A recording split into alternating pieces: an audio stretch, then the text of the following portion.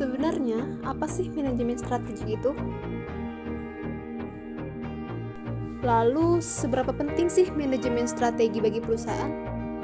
Apa yang akan terjadi jika perusahaan tidak memiliki manajemen strategi?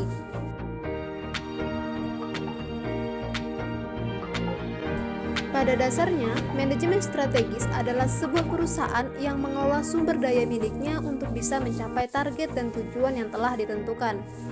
Manajemen strategi membantu perusahaan untuk beradaptasi, menjadikan kinerja perusahaan lebih efektif dan efisien, mengaplikasikan serta mengevaluasi strategi dan keputusan yang telah disepakati dengan lebih efisien dan efektif, menyusun strategi baru guna menyesuaikan perkembangan pada lingkungan eksternal.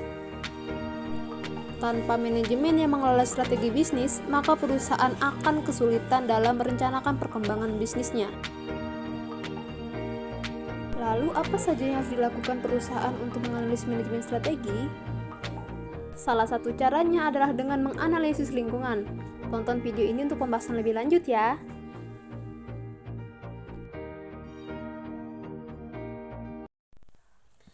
Assalamualaikum warahmatullahi wabarakatuh. Perkenalkan, nama saya Kartini. Saya berasal dari jurusan manajemen. Di sini saya akan memaparkan materi tentang analisis strategis pengkajian lingkungan dalam rangka pemenuhan tugas manajemen strategik yang diampu oleh Ibu Indah Novianti, SEMM. Sebelum ke materi, sebenarnya apa sih itu analisis?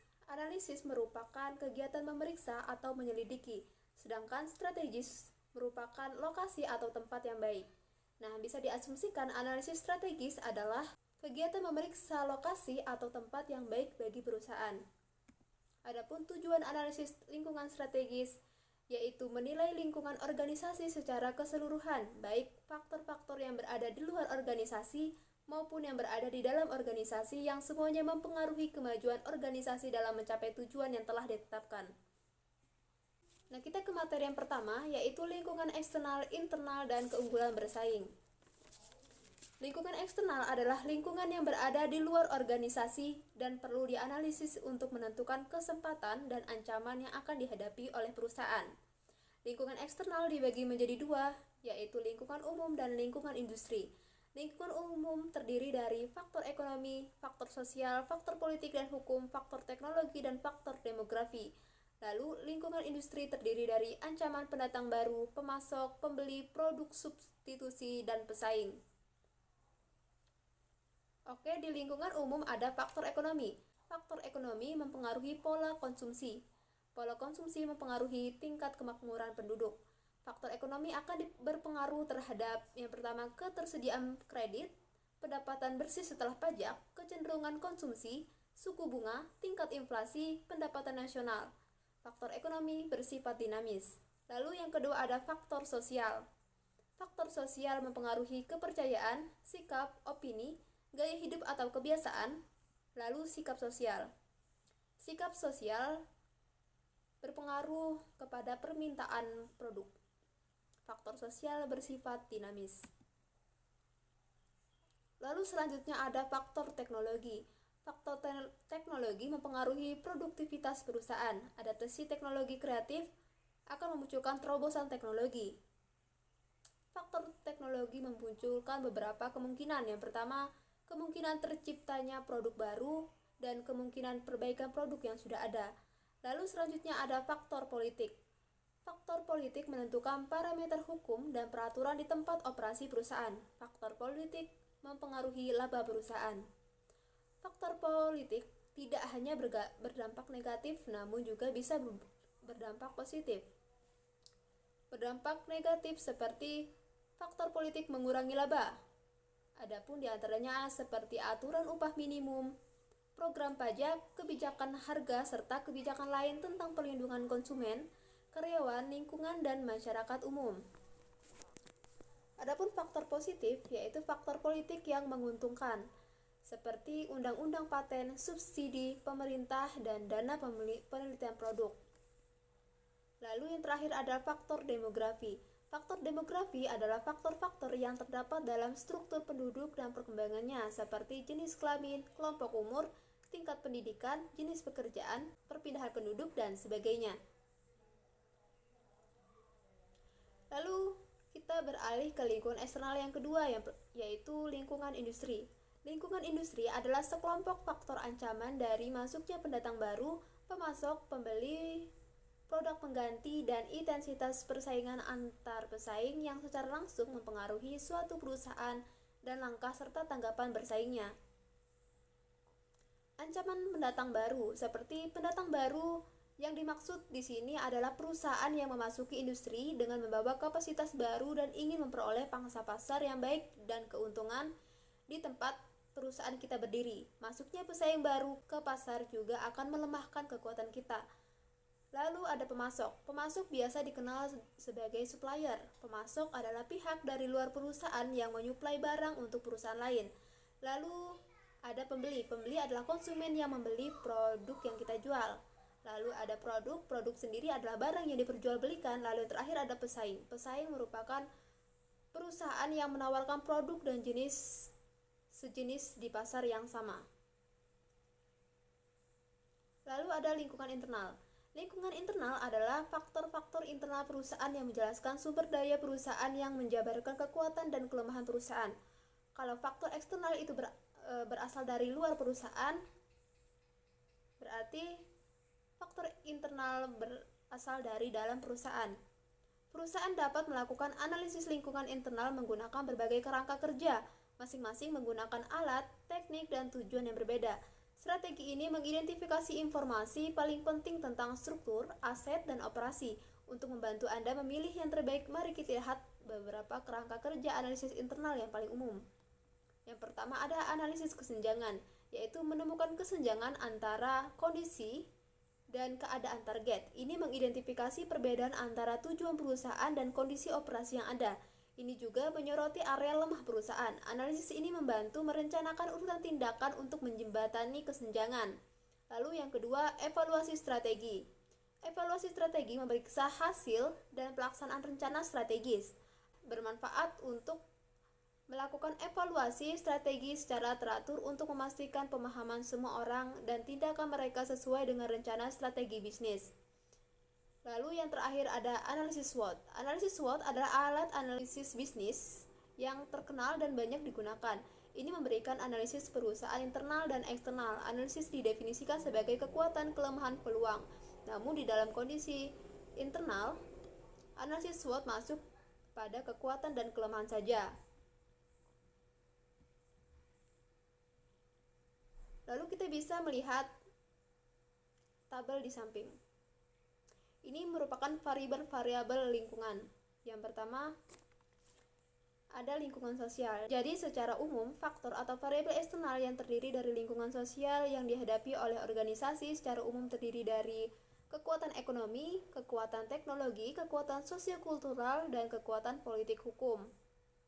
Selanjutnya adalah di lingkungan industri dengan sejumlah unsur seperti pemasok, pekerja atau serikat buruh, pesaing, asosiasi perdagangan, komunitas, kreditur, pelanggan, kelompok kepentingan khusus, pemerintah, dan pemegang saham. Di lingkungan internal sendiri terdiri dari struktur budaya sumber daya. Struktur yang dimaksud adalah cara bagaimana perusahaan diorganisasikan dengan komunikasi wewenang dan arus kerja. Budaya yang dimaksud di lingkungan internal adalah keyakinan dan nilai-nilai yang tertanam dalam anggota organisasi.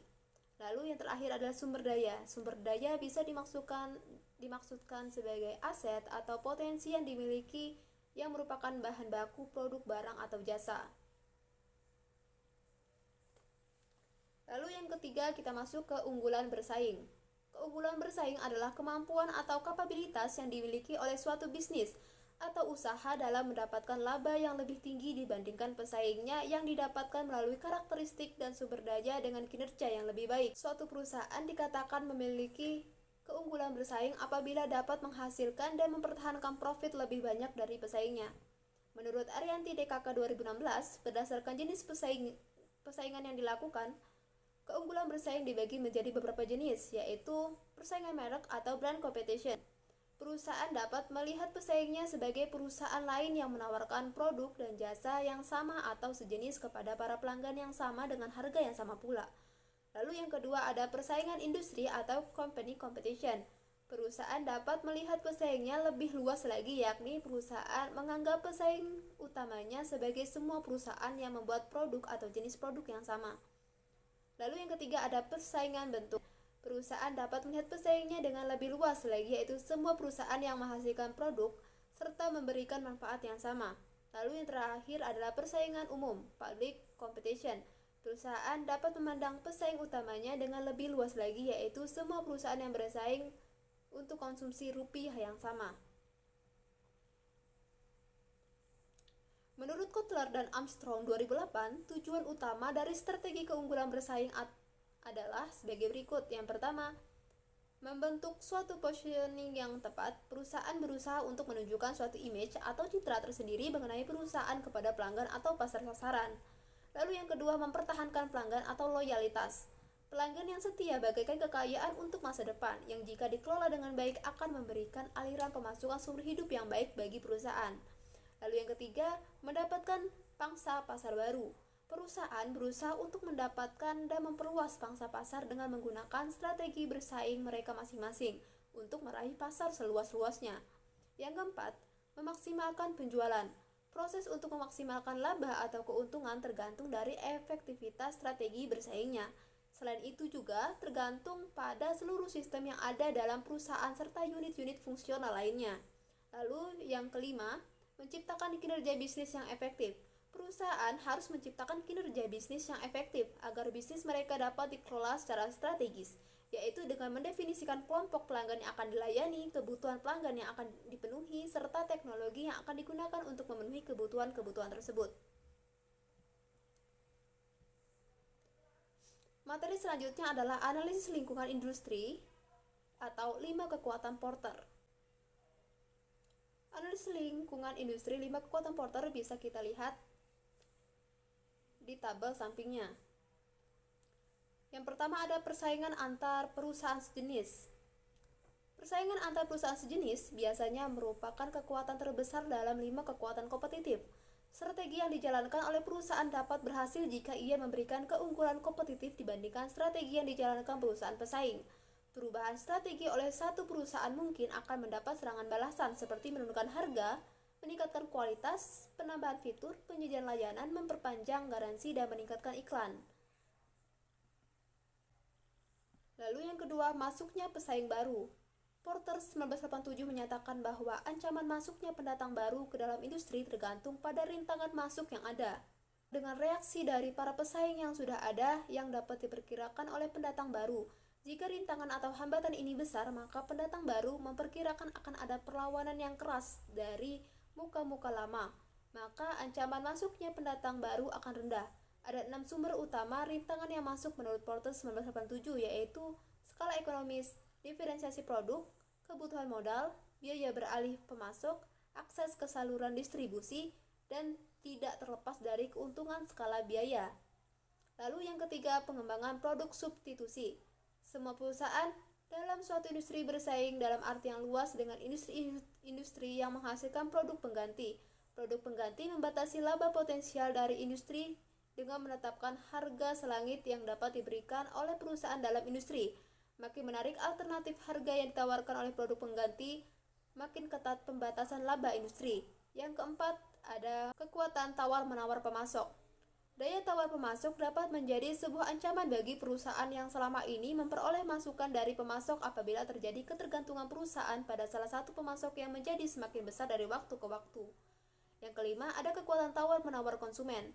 Kekuatan tawar-menawar konsumen juga lebih tinggi ketika yang dibeli adalah produk standar atau tidak terdiferensiasi. Ketika kondisinya seperti ini, konsumen seringkali bernegosiasi tentang harga jual, cakupan garansi, dan paket aksesori hingga ke tingkat yang lebih tinggi.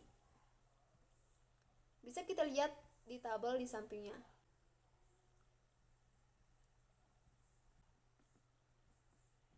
Pendatang baru potensial. Ancaman masuknya pendatang baru. Ada pembeli, kekuatan tawar-menawar pembeli. Lalu ada produk pengganti, yaitu ancaman produk atau jasa pengganti. Lalu yang terakhir ada pemasok, kekuatan tawar-menawar pemasok.